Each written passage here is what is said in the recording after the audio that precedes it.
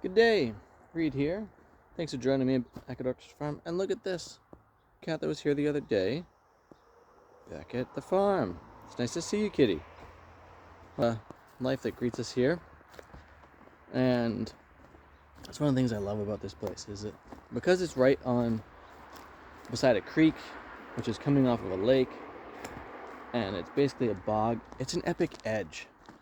And there's this permaculture principle that you get your most amounts of life on the edges of your systems. And so the amount of different kinds of creatures I get to see here is just wonderful.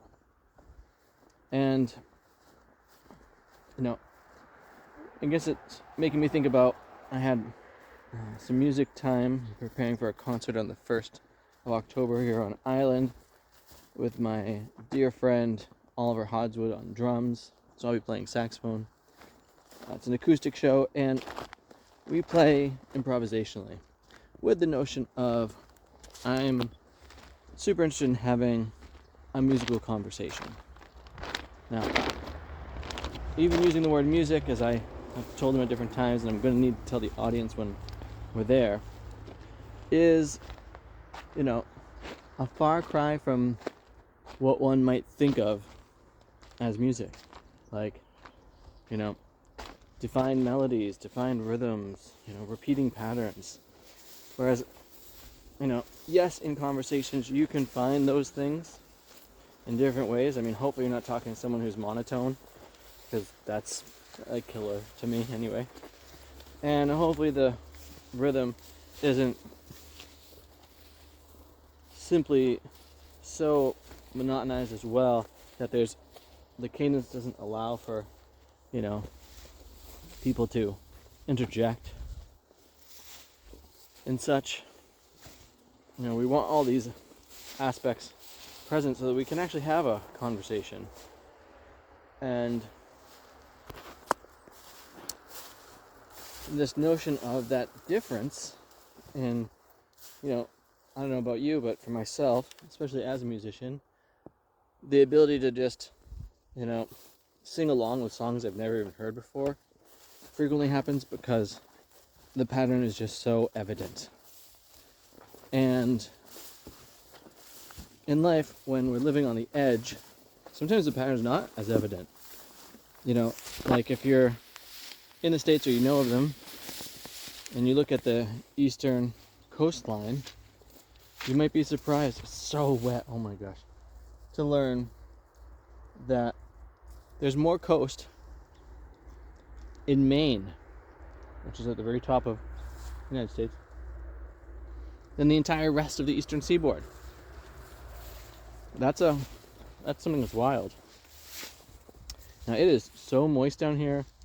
When the frost starts to finally hit, it will be serious. Wow, it is really, really wet there. Yeah, a lot of water on the surface. And blueberries are so good. Now my pants are soaked. That's exciting. I see one of my tasks for today. And when I play music in this way, this notion of living on the edge is present, because part of what I want to do is to play things I don't know, to surprise myself. And that notion of when you're having a conversation with someone who's trying to surprise himself and asking of you to play what you don't know and to surprise yourself, along with allowing it all to happen, there's so many interesting things that can take place. Now mind you, I happen to be trained as a musician. I started in 5th grade, studying with teachers. I obviously was interested in music before that. And then I had private lessons throughout my grade school years and studied music in college, and that was my focus. I did not finish that. And then I've continued to just be highly interested in it, and moving both from the notion of, how much more can I learn about it, along with how much further can I progress my playing. And it happens to be some aspects of that are true for my friend Oliver as well. And so these notions of finding interesting, somewhat novel aspects to our playing is constantly occurring, along with it's so difficult to get out of a pattern. Like, we as people are, kind of designed to notice patterns, and once you start noticing them, they start showing up everywhere. And so it's really actually quite challenging to get out of our way and pull ourselves out of patterns. Now, with that, in this aspect of finding the edges of an environment, whether that be sonically or ecologically or emotionally, or frankly, whatever you can think of, there's probably an edge to it. The question becomes, how do you access it? And with that, this notion of when someone can provide a space, like I'm going to be doing at this concert, to and be in an environment where someone is exploring edges, it opens one up as the audience, as the witnesser, to those edges. And then it allows them to become more revealed in life. And that's one of the beautiful things of doing that. Now, in my daily existence, my wife and I have this tea ritual that we engage in every morning, and that creates an edge for us. And it creates edges for our kids, and a lot of potency comes up there. So when our minds are both like still present in the day, we're not worn out from the day like in the evening, and so we're able to cover a lot of ground that we might not otherwise be able to.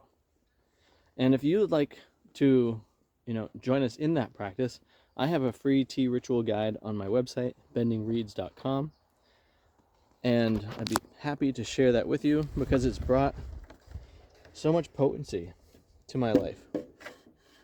Just like playing this music is. If you want to check out more of my music, also available at my website, bendingreeds.com. And happy to share that with you. With that, I want to say thanks for joining today. Thanks for subscribing to this channel. That means a ton to me. And I'd love to hear what kind of edges you're exploring in your own life, or what patterns you're seeing that are there. And maybe then think about those patterns from the context of, where are the edges in these patterns? And where can more exploration take with that because of the potency that exists there? With that, thanks for watching again, and have too much fun.